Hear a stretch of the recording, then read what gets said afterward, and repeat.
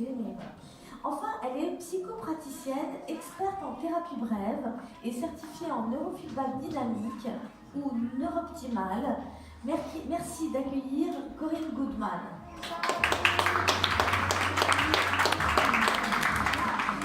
Alors bonjour à tous les trois. Vous allez prendre le micro, essayez de ne pas trop être gênés par cette lumière qui est assez gênante. Je suis vraiment confuse.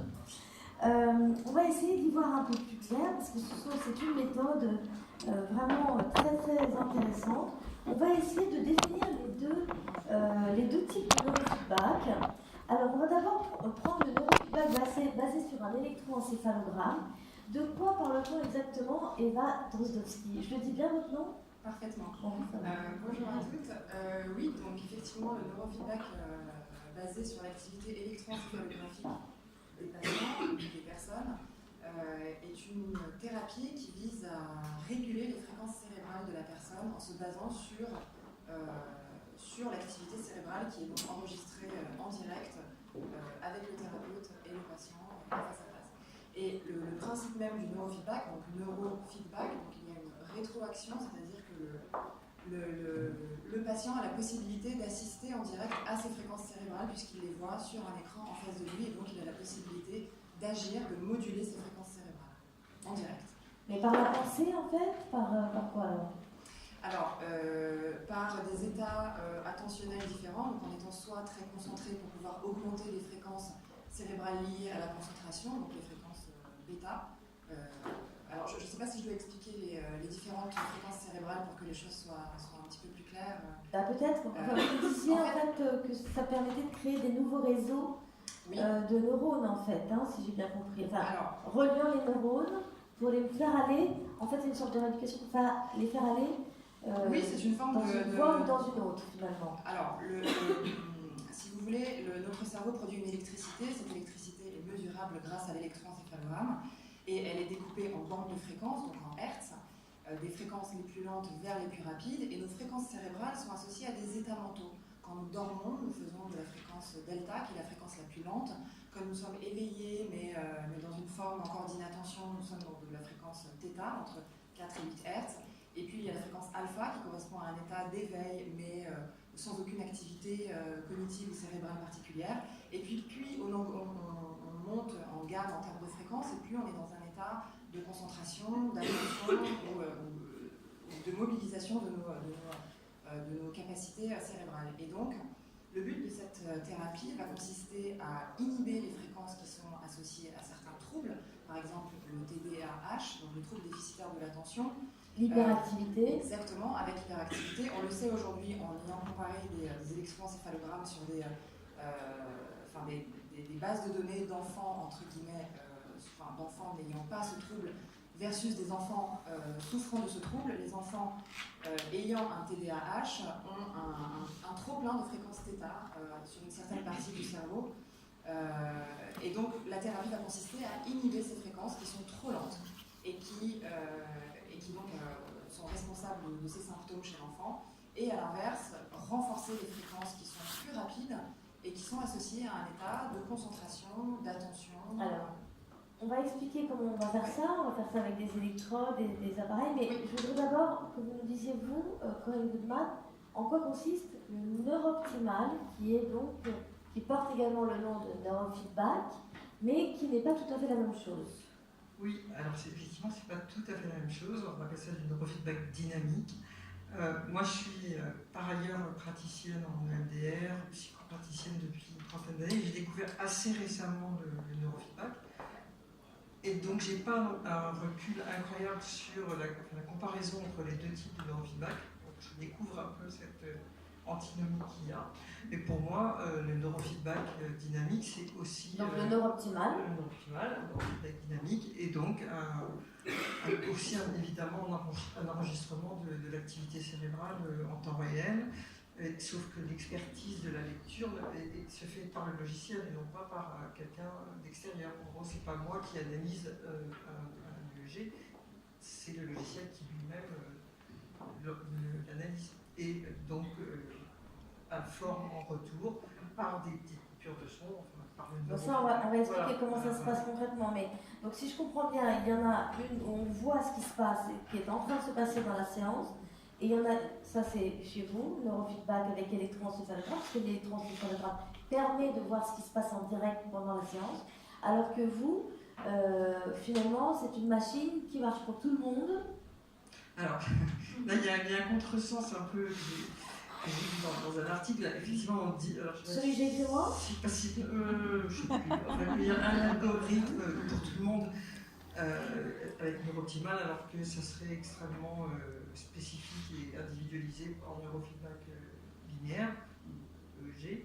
En fait, c'est évidemment que, oui, bien sûr, il y a un algorithme, mais en fait, un algorithme, c'est une prise de données, donc ça prend les informations, et en retour, le logiciel envoie ou non des retours sous forme de petites coupures de son, et donc le travail du neurofeedback, c'est pas le même processus pour tout le monde, c'est complètement individualisé à la personne qui est là sur le fauteuil pendant 30 minutes, c'est son activité à elle qui est enregistrée. Alors vous, Eva Drozotti, vous insistez quand même sur le fait que c'est assez différent et vous dites qu'il y a une différence majeure. Ouais. En fait, je pense qu'il y a 3 différences majeures avec le neurooptimal. La première est qu'effectivement, le neurooptimal n'est pas basé sur l'électroencéphalogramme du patient. C'est-à-dire que le thérapeute n'a pas l'électroencéphalogramme sous les yeux, enfin, il n'est pas en train de monitorer pendant la séance l'électroencéphalogramme du patient. C'est la première différence. Et donc le matériel utilisé n'est pas un matériel validé scientifiquement, hein, c'est pas un matériel médical. Alors c'est très important puisque vous, oui. Oui, l'appareil que j'utilise est utilisé à l'hôpital Salpêtrière en recherche, en clinique. C'est donc un appareil de prise de données, d'enregistrement d'électroencéphalogramme, donc c'est un appareil complètement validé scientifiquement et médical. La deuxième différence, qui me semble importante aussi, c'est que le neurooptimal ne nécessite pas du tout de la part des thérapeutes une formation en neuroanatomie, en neuropsychologie ou en neurophysiologie, puisque l'appareil fonctionne tout seul. Donc il n'y a pas besoin d'avoir une connaissance anatomique des différentes aires cérébrales sur lesquelles on est en train d'agir avec l'électroencéphalogramme. Et enfin, finalement, dans le terme neurofeedback, il y a quand même le feedback qui est très important. Et dans le neurofeedback électroencéphalographique, le feedback consiste en la lecture de son propre EEG en séance. Et donc de pouvoir avoir une forme de rétroaction avec son propre électroencéphalogramme. Alors vous, Michel Van-Gogh, qu'est-ce que vous en pensez entre ces deux méthodes? Il ne s'agit pas de juger l'une ou l'autre, mais il s'agit d'essayer d'expliquer au public les différences. Non, il ne faut pas comparer les l'une avec l'autre parce que Neurooptimal est une entreprise. Hein, donc c'est autre chose qu'un soin. Donc c'est une entreprise qui suit un certain nombre de. D'ailleurs, vous insistiez sur le fait que vous ne revendiquiez pas être de la santé, mais plutôt du bien-être. C'est pas du tout médical, absolument, on est d'accord. C'est-à-dire que donc l'évaluation est différente et c'est très difficile de savoir exactement ce qu'on fait dans le Neurooptimal. Donc, je suis un scientifique, j'aime bien la médecine fondée sur l'épreuve, donc c'est un algorithme dont on ne connaît pas exactement ce qu'il fait exactement, donc c'est difficile d'évaluer. À ma connaissance, il n'y a aucune évaluation scientifique sur votre dispositif qui fait que, bon, je ne vais pas aussi polémiquer parce que je crois que je connais beaucoup de gens de chez Neurooptimal, c'est des gens formidables qui proposent vraiment un soin à la personne. Le problème, c'est que ce soin n'est pas forcément fait précisément, pour moi, pas très clair, donc on prend en charge les gens. Je sais beaucoup de personnes ont clairement eu des effets positifs, des bénéfices de cette pratique, donc on ne sait pas très bien si c'est vous, en tant que thérapeute, qui avez un effet, ou simplement d'aller voir une séance chez une personne, donc c'est très difficile à déterminer exactement d'où vient un certain effet. C'est probablement un grand effet placebo, on va en parler tout à l'heure, mais voilà, c'est ça la difficulté, c'est-à-dire qu'on ne rentre plus dans un domaine d'évaluation scientifique, vous êtes un peu ailleurs. Le problème, c'est que vous êtes une entreprise, donc il y a une sorte de rentabilité que vous devez aussi assurer, donc c'est un autre domaine. Enfin, les praticiens, ce n'est pas une entreprise. Personnellement, je ne représente pas une entreprise. Mais Neurooptimal est une entreprise, n'est-ce pas? Oui, mais les praticiens, ils achètent leur matériel, puis après, ils sont. Moi, je suis praticien en thérapie. Mais de manière générale, je suis d'accord avec vous. Alors, que le feedback est quelque chose de très important. C'est-à-dire l'implication du patient, du sujet, la manière dont il est impliqué dans ce processus, c'est quelque chose de très, très important pour probablement l'efficacité du dispositif.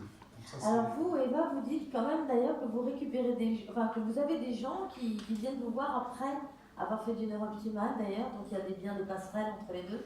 Oui, parce que aujourd'hui en France, c'est la méthode, c'est le neurooptimal qui est très développée et la plus courante. La technique que j'utilise, je me suis formée en Suisse, où cette technique en Suisse est pour le coup beaucoup plus développée. Donc les patients se retrouvent d'abord effectivement à commencer à faire du neurooptimal et puis finalement, et j'ai eu effectivement des patients qui en étaient satisfaits, en tout cas pour de la gestion du stress ou pour des formes de détente, et puis veulent aller un petit peu plus loin en se disant bah tiens, est-ce que finalement j'ai pas intérêt à faire quelque chose de plus approfondi, à vraiment agir sur mes fréquences cérébrales. Enfin voilà, c'est finalement les gens arrivent à s'éduquer eux-mêmes aussi en cherchant sur Internet. Mais les indications ne sont pas les mêmes. D'accord, alors on va en parler des indications. Pourquoi on en parle autant? Alors là, je me tourne vers vous en tant que chercheur, tout ça. Pourquoi on parle autant de ces deux méthodes aujourd'hui? Pendant des années, on a parlé de méthodes. En fait, non, mais du neurofeedback, pourquoi on en parle autant? Alors pendant des années, on a parlé des thérapies par la parole et tout ça, c'est pas une thérapie par la parole. Oui. Moi, je pense qu'il y a une raison simple, c'est que la technologie a fait des grands pas. Et donc le cerveau, pour brancher son activité, il faut de la technologie. On ne peut pas le faire autrement. C'est un organe dont on ne connaît pas, sent pas le fonctionnement. Pour le cœur, pour différents organes, on a une sorte d'accès un peu conscient. Mais avec le cerveau, c'est quelque chose qu'on peut transparent. Donc on a besoin de la technologie. Et cette technologie était très chère il y a une trentaine d'années. Maintenant, c'est beaucoup plus accessible. Il y a des nouvelles technologies, j'en ai un, qui sont par exemple ce type de système qui permet d'enregistrer l'activité du cerveau en dehors des structures de soins, en dehors des hôpitaux. Donc à la maison, on enregistre ça et ensuite on va chez le praticien? Non, on peut faire comme soi-même. Il y a des startups qui montent un peu comme monsieur avec la musique tout à l'heure. C'est des choses qu'on peut utiliser à la maison. Donc il y a tout un nouveau développement technologique qui apparaît dans le domaine des neurosciences et qui permet de sortir des laboratoires ou des hôpitaux pour faire des enchaînements du cerveau à l'extérieur chez soi. Ok, il y a ça, mais est-ce qu'il n'y a pas aussi les progrès de l'imagerie cérébrale, la plasticité cérébrale et tout ça? Oui, bien sûr, mais l'imagerie, c'est fait dans les centres de soins, il faut des gros appareils très coûteux. Là, pour faire un électroencéphalogramme, ça coûte 99 €. Oui, mais là, moi je me demandais pourquoi on en parle de plus en plus. Est-ce que c'est pas parce que justement on sait que le cerveau a cette capacité à progresser on le savait depuis longtemps. On le savait depuis longtemps. La neuroplasticité, c'est quelque chose qui est connu depuis 40 ans. Même le neurofeedback est une technologie qui vient des années 50, 1950, c'est Joe Camilla à Chicago, donc c'est là que depuis 70 ans, ça existe. Mais là, ça s'est développé par la technologie. Ça s'est développé par le fait que la technologie est devenue accessible. Il y a ce qu'on appelle des capteurs secs, c'est ces électrodes qui permettent d'enregistrer 100 mètres du gel qui est utilisé. Donc on peut mettre des électrodes sans mettre du gel et ça permet d'avoir une donnée qui a du sens et qui est quantitativement intéressante pour le sujet. Alors, moi j'aimerais savoir un peu quelles sont les indications de ces techniques. Alors on va commencer par neurooptimal et puis ensuite on va neurooptimal. Les gens viennent vous voir avec quelle demande? Clairement, ils viennent vous voir dans les centres qui d'ailleurs, qui sont les mêmes centres pour les cours de yoga là-haut. Voilà, c'est ça. Donc c'est un centre de bien-être dans lequel je travaille aussi comme psycho-praticienne, en MDR essentiellement. Et du coup, moi, par curiosité, je voulais voir ce que c'était que le neurofeedback et j'ai introduit ça. Et parce que d'abord, je l'ai testé moi-même, donc je trouvais que c'était un intérêt. Qu'est-ce que ça vous a amélioré chez vous alors? En fait, j'ai fait une séance de neurooptimal, par hasard, parce que vraiment, moi, je n'étais pas au courant de tout cette historique, de cette guerre interne. Et en fait, j'ai vu tout de suite que, bah oui, j'avais une meilleure qualité de sommeil, plus d'entrain, plus de confiance, enfin, en qualité de vie améliorée. Voilà. Je ne suis pas allée pour un problème particulier, je suis allée tester. Et donc, les gens, après, j'ai trouvé que c'était vraiment intéressant, du coup, vous êtes formé, vous avez acheté la machine, et puis voilà. Vous êtes installé. J'ai rajouté ça à votre activité. Et vous, Eva, les gens viennent vous voir pourquoi? Alors j'ai deux types de demandes. La première concerne les personnes qui ont des troubles neuropsychologiques, donc de l'anxiété, des syndromes dépressifs, le burn-out, des TDAH, donc des troubles déficitaires de l'attention. Et puis il y a aussi des personnes qui viennent simplement pour renforcer leur fréquence cérébrale, pour améliorer leur capacité attentionnelle, oui, principalement pour acquérir une espèce de fluidité mentale, pour se sentir, voilà, pour améliorer leur capacité cognitive général. Mais c'est aussi pour des problèmes de sommeil, puisque vous êtes, puisque c'est la même machine qui est justement à la Pitié-Salpêtrière, dans un service qui prend en charge les problèmes de sommeil. Donc c'est bien que c'est une indication. Ici, il y a beaucoup de gens qui viennent aussi Tout à fait. pour apprendre à mieux dormir, etc. et pour avoir des solutions. Donc c'est une solution. C'est aussi, ça peut faire partie en effet de solutions pour traiter les troubles du sommeil. Puisque nous pouvons, grâce à l'électroencéphalogramme, effectivement repérer les zones, ou en tout cas repérer par exemple dans un cerveau qu'il y a trop de fréquences bêta. Si vous faites trop de fréquences bêta, donc des fréquences très élevées, quand vous voulez aller vous coucher ou quand vous êtes dans un état de détente, eh bien vous n'arriverez pas à dormir puisque vous aurez un cerveau qui est beaucoup trop excité, exactement. Et donc les séances de neurofeedback vont consister à inhiber ces fréquences qui sont trop rapides, que vous retrouviez un état, et donc renforcer des fréquences plus lentes, les fréquences alpha et theta, pour retrouver un état beaucoup plus serein, apaisant, et qui va ensuite induire le sommeil. Alors, je voudrais vite qu'on dise comment se passe une séance chez vous et comment se passe une séance chez vous. Alors, chez vous. Alors, première séance, je fais donc un électroencéphalogramme quantitatif avec le patient. Je fais un électroencéphalogramme partiel, je ne fais pas ce qu'on fait à l'hôpital avec les 21 électrodes, c'est trop long, c'est trop fastidieux, et c'est pas vraiment adapté pour cette patientèle. L'électroencéphalogramme me permet d'avoir une cartographie cérébrale du patient. Donc l'électroencéphalogramme, on met des électrodes. Je place des électrodes à différents points de la tête sur les lobes principaux, le lobe frontal, pariétal, occipital et temporal. Ça me permet d'avoir une vue générale du fonctionnement de la personne. Ça me permet de savoir quelles sont les zones qui sont hypoactivées, hyperactivées et qu'est-ce qu'on va réguler par la suite durant les séances. Ensuite, les séances consistent à placer les électrodes là où il y a une problématique, là où il y a une fréquence à réguler. Admettons, vous avez un trouble de l'attention, donc je vais vous placer les électrodes probablement sur les lobes frontaux, parce que vous avez des fréquences trop lentes au niveau des lobes frontaux, et donc pendant la séance, vous aurez une électrode sur le lobe frontal.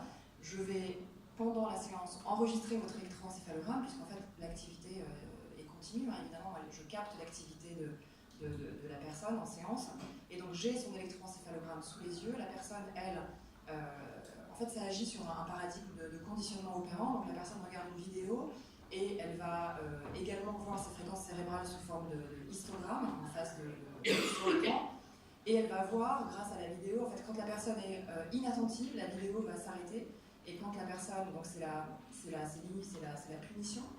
Et quand la personne retrouve un état attentif et concentré, la vidéo va... Donc il faut bosser quand même. Oui, il faut bosser pendant la séance. Il faut se concentrer sur la vidéo que vous êtes en train de regarder pour stimuler vos fréquences rapides, vos fréquences bêta, pour les renforcer et pour que vous puissiez ensuite, en dehors de la séance, pour que ce soit un réflexe automatique qui puisse se traduire ensuite dans la vie quotidienne. D'accord. Alors vous, comment ça se passe, Corinne, les séances chez vous? Alors, il n'y a pas d'électroencéphalogramme. C'est-à-dire que l'électroencéphalogramme il est fait par le logiciel, puisqu'il y a un enregistrement permanent pendant 30 minutes, mais c'est vrai qu'il n'est pas analysé par moi. Je ne suis pas experte en sciences neurologiques, ni même psychoneurologue, donc deux capteurs sont placés là, ce sont ceux-là qui enregistrent l'activité cérébrale, deux capteurs là, un là et deux là, et pendant 30 minutes, avec un gel effectivement, une patte conductrice, et pendant 30 minutes, 32 minutes, la personne écoute une musique relaxante, mais la musique en elle-même a assez peu d'importance. Ce qui compte, c'est que le neurofeedback qui n'est pas actif mais passif, du coup, alors effectivement c'est ça quand même la grande différence, c'est que là, le neurofeedback c'est des micro-coupures de son. C'est-à-dire que le cerveau est informé par ces micro-coupures de son qui sont, disons, surprenantes pour le cerveau. C'est-à-dire qu'en fait, le cerveau est en mode, on va dire, tranquille, et tout d'un coup, il entend un bruit qui le dérange, la personne entend un bruit, et il y a une autorégulation. Enfin, c'est basé sur le principe qu'il y a une autorégulation possible. Donc la coupure, mais qui existe aussi dans le neurofeedback avec les c'est passif pour nous. C'est-à-dire qu'en fait, voilà. Chez vous, on n'a rien obligé de faire. C'est le cerveau, on peut fermer les yeux. Voilà, c'est ça. Oui. Alors ça peut être passif aussi chez moi si je travaille sur une fréquence lente, par exemple pour les personnes qui ont des troubles du sommeil justement, où on cherche à renforcer la fréquence alpha ou alpha-theta pour donc renforcer une fréquence qui est probablement déficitaire chez ces personnes-là. Et donc à ce moment-là, le processus est beaucoup plus passif aussi, sauf que les interruptions sont vraiment liées à un excès de fréquence rapide. Que vous voyez. Que je vois, voilà, que je vois sur mon ordinateur, et donc je sais exactement à quoi correspondent les coupures, et le patient aussi, puisque je briefe le patient en lui disant, voilà, fermez les yeux, essayez de vous détendre, sachez que chaque interruption que vous allez entendre maintenant sont liées à des fréquences qui sont trop rapides, et que nous sommes en train d'inhiber pour favoriser un fonctionnement plus lent de votre cerveau, et donc plus détendu, moins stressé. Exactement. D'accord. Alors, est-ce qu'on peut parler, pour ce qui concerne le neurooptimal, d'effet placebo? Parce que comme on ne sait pas bien dans le neurooptimal, là chez vous on sait, parce qu'il y a cet électroencéphalogramme, enfin, comme vous disiez, bon, voilà, mais est-ce qu'on peut parler d'effet placebo chez vous? Déjà, ce qui concerne l'effet placebo, il entre dans toute forme de pratique. Oui, y compris dans les plus scientifiques, bien sûr. Ça a été évidemment. étudié depuis des décennies, c'est pas quelque chose d'extraordinaire. Enfin, c'est extraordinaire parce que c'est vraiment une ressource qu'on a incroyable quasiment d'auto-guérison, mais ça va au-delà des effets du neurooptimal, sont au-delà d'un simple effet placebo. Ça, on ne sait pas. Ça, on ne sait pas vraiment. Malheureusement, on ne sait pas. Mais en tout cas, ce qu'on cherche, Pardon. Qu'est-ce que vous en pensez? On ne le sait pas, malheureusement. Donc une évaluation d'une technologie doit passer par un certain nombre un parcours qui est un parcours difficile, que le neurofeedback commence à faire, qui n'est pas encore totalement achevé. Donc il y a beaucoup d'études, ce qu'on appelle les études en double aveugle. C'est des études dans lesquelles, d'une certaine manière, le praticien ni le patient sait exactement quel type de thérapie on utilise. Donc c'est ce qu'on fait pour les médicaments couramment. Et ça va être significativement avoir un effet plus grand que ce qu'on appelle le placebo. Donc l'effet de la thérapie doit avoir un effet plus important que le placebo. Et malheureusement, pour le neurooptimal, ça n'a pas été montré. Le neurofeedback, on est proche, un peu plus au-delà de l'effet placebo, mais il y a beaucoup de discussions scientifiques qui sont faites actuellement. Le domaine de l'évaluation chez l'enfant est probablement le domaine dans lequel il y a le plus d'espoir. Et probablement dans quelques années, en fait, ça va être Parce que ça accepté. évite les médicaments, évidemment, donc c'est quand même intéressant. Tout à fait, et c'est proche de l'effet d'un médicament, comme la Ritaline, donc l'effet est relativement proche de ce type de médicament. Donc il y a un effet qui est en cours d'évaluation, mais qui avait beaucoup d'espoir, et je pense que c'est une thérapie réelle. Juste à cette point, en effet, le neurofeedback avec électroencéphalogramme a été validé par l'Académie américaine des pédiatres en 2012 comme étant une thérapie équivalente à la pharmacothérapie, enfin à la Ritaline ou au Concerta, donc aux psychostimulants. Les effets seraient très similaires et en tout cas durables dans le temps avec le neurofeedback, puisqu'on assiste à une vraie rééducation cérébrale. Donc l'effet ne s'arrête pas avec la fin du médicament dans le neurofeedback. Et alors, l'effet ne s'arrête pas après la fin de la cure chez vous? Non. Alors, il faut un certain nombre de séances. Alors voilà, combien de séances il faut chez vous? Combien de séances il faut chez vous? Alors, je sais pas d'abord. Alors, le nombre de séances est toujours très difficile à définir. Il faut du temps, de la récurrence et de la régularité pour que le cerveau comprenne qu'on lui demande d'aller dans un autre exactement. sens. Et puis pour former ces nouvelles connexions synaptiques, ces nouveaux réseaux neuronaux, il faut quand même un certain temps, le temps de la rééducation finalement. Donc ça va dépendre ça va dépendre aussi des personnes, ça dépend de la plasticité cérébrale de la personne. En quelques séances. On n'est pas égaux devant la plasticité cérébrale. Ah, je croyais, moi, pardon. Non, L'être humain avait la même capacité de plasticité cérébrale. La neurogénèse existe jusqu'à la fin de notre vie, mais simplement il y a le temps d'acquisition de nouveaux apprentissages n'est pas le même chez tout le monde. Ça dépend probablement aussi de l'âge et tout ça, non? Oui, ça dépend. Imaginez-vous le piano, la neuroplasticité, c'était bien montré au niveau d'un instrument de musique, l'acquisition d'un instrument de musique. On ne pouvait pas apprendre en une journée, donc il faut des semaines avant de commencer à maîtriser un instrument de musique. C'est ça la neuroplasticité. C'est que vous apprenez à faire une action, vous apprenez une certaine expertise dans un domaine, et le cerveau se transforme en fonction de cette. Et là, ça demande un peu de temps. Effectivement, les enfants, si vous avez des enfants qui apprennent le piano, en quelques semaines, ils commencent à s'y mettre. Des gens un peu plus âgés, on met un peu plus de temps, pas tous. Mais on peut tous apprendre le piano à n'importe quel âge. C'est un peu la neuroplasticité, c'est un phénomène qui est général. Donc le cerveau n'est pas fait une fois pour toutes avant l'adolescence, mais on se transforme en permanence tout le long de la vie. En fait. Et donc vous, Eva, vous dites 10 séances. Ouais, vous faites 10 concrètement, séances. oui, une dizaine de séances me permet déjà de voir si effectivement, de mesurer un peu le degré de plasticité cérébrale du patient. À la 10e séance, je refais un électroencéphalogramme que je compare au premier pour voir si certains marqueurs neurobiologiques ont évolué ou pas, et voir si je dois réadapter le protocole, voilà, changer peut-être les électrodes de place, travailler sur d'autres zones cérébrales, en fonction aussi évidemment du ressenti du patient, qui est très important, entre 2 séances ou après plusieurs séances. Alors vous, Corinne, ce qui est très étonnant et en même temps sans doute sympa, c'est qu'il y a des gens, ils viennent 2 fois et tout est réglé. C'est pas vraiment tout est réglé, parce que l'idée n'est pas de régler nécessairement quelque chose. Non, mais il y a un mieux-être évident pour certaines personnes très vite. Donc, en termes de sommeil, en termes de confiance en soi, c'est très bizarrement. Hein, c'est vrai que c'est. Moi, j'ai interviewé des gens qui ont fait du neurooptimal, ils ont des témoignages étonnants, hein, du style je me sens plus affirmée, j'ai plus de confiance en moi, tout ça. Et c'est là que peut-être il y a l'effet un peu placebo, on ne sait pas quoi. On ne sait pas. Cela dit, sur les résultats, quand vous parlez, moi je ne vois pas tellement de différence avec ce que j'entends des retours que j'ai sur les séances que je pratique, que celles que j'ai faites moi-même. Après, je pense que. Je pense que l'effet placebo est un effet très intéressant. C'est un effet qui est très important à prendre en compte. Et moi, j'admire les gens, les thérapeutes qui prennent en charge le patient pendant 1 heure, de discuter avec lui. Donc, c'est quelque chose qui est très important aussi pour un patient. Et pour prendre une prise en compte globale du patient, quelque chose de très important. Donc, le neurofeedback a peut-être trop tendance à croire que la technologie peut résoudre tous les problèmes de l'humanité. Ce n'est pas le cas. Donc, cette prise en charge humaine est très importante, que vous faites probablement très bien. Mais la technologie peut aider à quantifier les choses, c'est-à-dire savoir si quelque chose se transforme, si quelque chose est efficace, ou c'est une mesure que vous c'est là où c'est différent. C'est ça qui est un peu une différence. Je vais juste rajouter qu'effectivement l'évaluation après les séances, ou après un certain nombre de séances, effectivement elle ne se fait pas par comparaison d'un électroencéphalogramme à un autre, mais elle se fait par une interrogation de type de psychothérapie. Qu'est-ce qui va mieux, à quelle fréquence, vous dormez mieux, combien. Il y a aussi des gens avec qui ça ne marche pas, d'accord. Certainement. Bien sûr, ce n'est pas une thérapie, personne ne revendique. Alors, dernière petite question, combien ça coûte? Alors, une séance, 45 minutes, 50 minutes, 65 €. Et vous, c'est plus cher? Oui, c'est 90 € pour 1 heure. C'est 1 heure, d'accord. Donc, quand même, s'il en faut 10, c'est quand même un prix.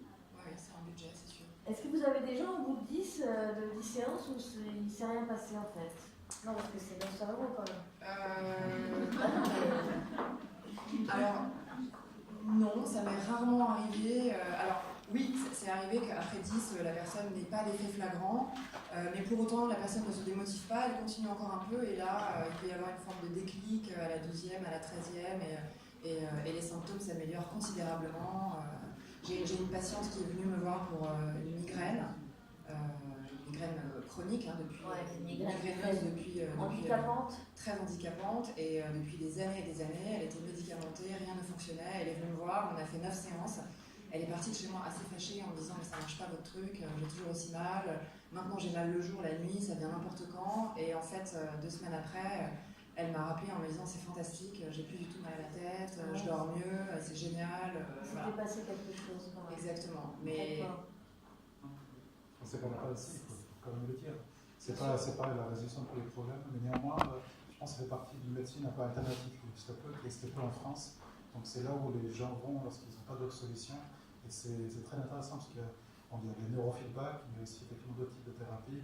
Il y a la méditation aussi, toutes ces nouvelles stratégies. Vous comparez ça à une séance de méditation assistée finalement. C'est-à-dire que quand je regardais un peu les indications de la méditation, finalement, on parle de la même chose, c'est-à-dire qu'on ne revendique pas d'agir sur un symptôme, une maladie, ou donc d'être dans un registre médical, mais finalement, quand les gens font de la méditation, ils ont des effets thérapeutiques.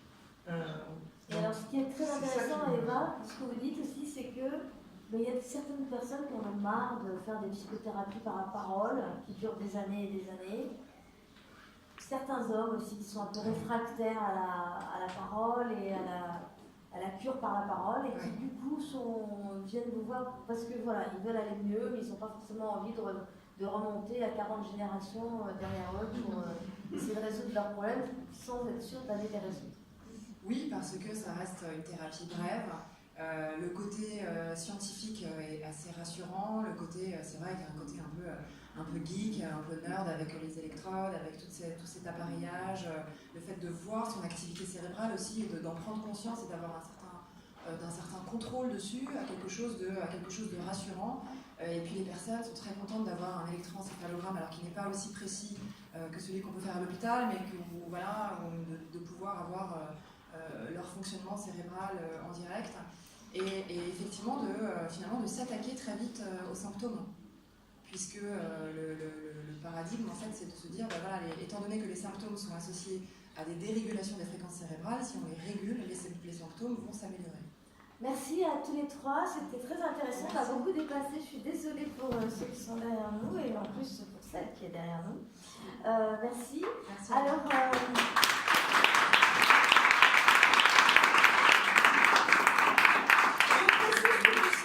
Michel va aller signer, dédicacer son livre à l'espace librairie, donc vous pouvez le retrouver. Son livre qui s'appelle Cerveau et silence, paru chez Flammarion. Il viendra d'ailleurs demain nous parler du silence.